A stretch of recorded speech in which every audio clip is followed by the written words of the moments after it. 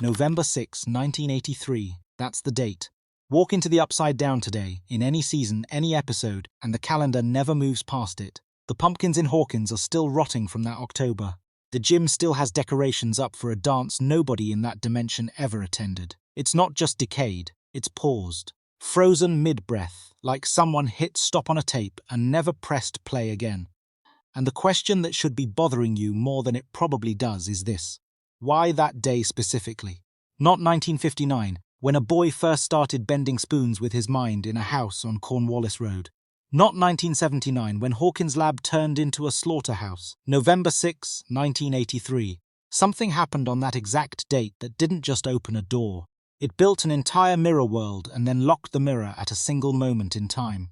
To understand why, you have to go back to a kid nobody suspected of anything. His name was Henry Creel, and long before Hawkins Lab existed, he was already wrong in ways his family couldn't explain.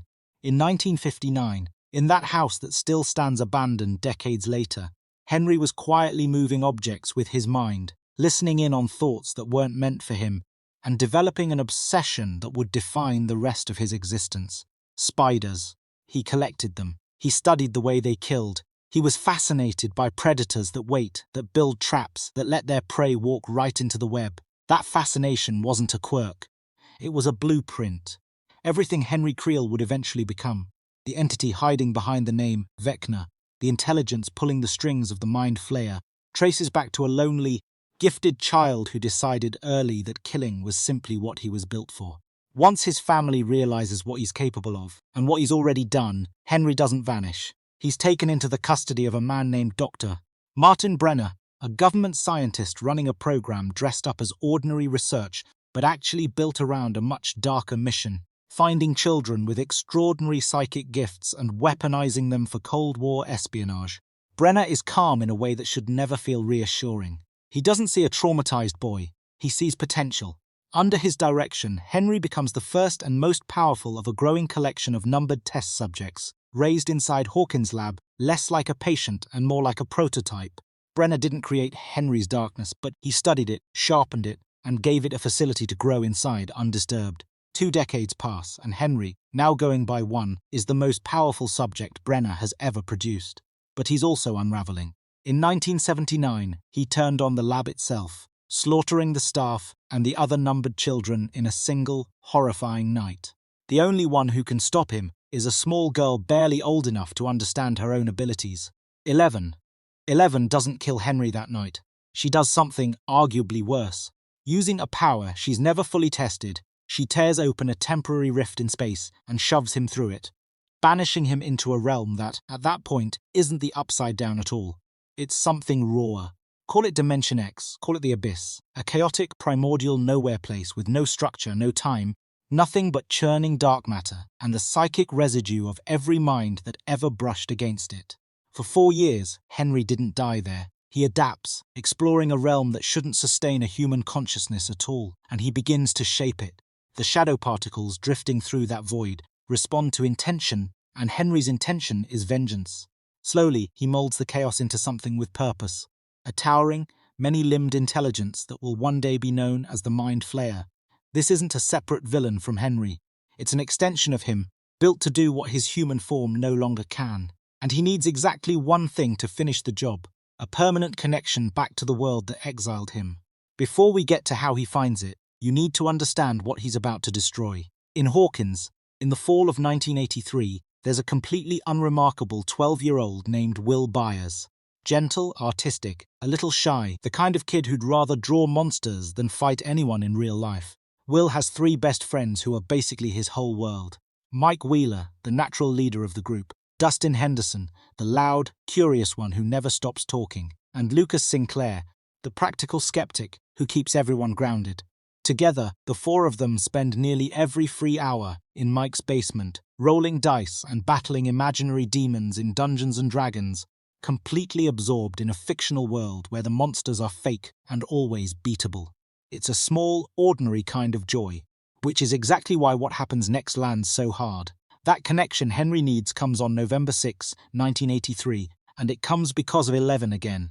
Inside Hawkins Lab, during a sensory deprivation experiment meant to have her spy on Soviet targets, Eleven's mind drifts somewhere it was never supposed to go.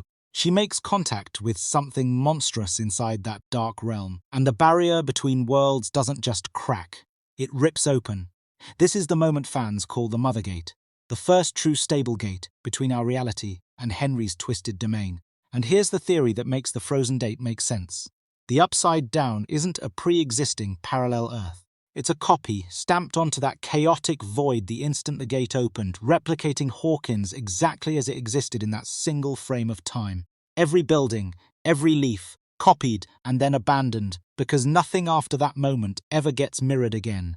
That same night, riding his bike home from that basement full of Dyson dragons, Byers runs into something that isn't imaginary at all. A demogorgon slips through the new gate and drags him into a version of his own town that looks right but feels unmistakably dead.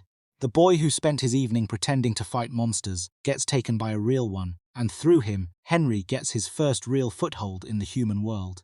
Through 1984, that foothold became an infection. The Mind Flayer uses Will as an unwilling spy, while a network of rot spreads underground beneath Hawkins, veins of decay tunneling like roots searching for water. 11 eventually seals the Mothergate shut, buying the town time it hasn't earned. By 1985, Soviet operatives working beneath the new Starcourt Mall built a machine nicknamed the Key, forcing open a fresh gate. The Mind Flayer seizes the moment, building itself a body out of melted, possessed townspeople, a grotesque avatar finally letting Henry walk through Hawkins in the flesh. That body is destroyed, but the intelligence behind it survives, patient as always. 1986 is when the mask fully comes off. Henry begins presenting himself under a new identity, Vecna. His strategy turns surgical. He targets 4 teenagers individually, killing each one in a ritualized way, and each death tears open a microgate at the site of the killing. 4 wounds that, once connected, rip open into a massive cross-shaped fracture straight through Hawkins, merging chunks of the Upside Down with the real world. This isn't a monster attacking anymore. It's an architect finishing a design he started building in 1959. As the military quarantines an increasingly unstable town, Vecna's endgame accelerates into something far larger than 11, and her allies making a final stand against the intelligence shaped in that lonely house on Cornwallis Road. Whatever the outcome, it isn't clean, and it costs something no one walks away from unscarred. So here's what I keep coming back to. If every version of Hawkins we've seen inside that dimension has been a corpse wearing the town's face since 1983, and if Vecna and the Mind Flayer are just 2 names for the same evolving intelligence, then the real question isn't whether he's defeated. It's whether anything that started as a psychic seed in a lonely boy's mind can ever truly be erased. What do you think actually happens to 11 once this is over? And do you buy the theory that Vecna was never really separate from the Mind Flayer at all? Drop your theory below. I read every single one. Hit the subscribe button before leaving.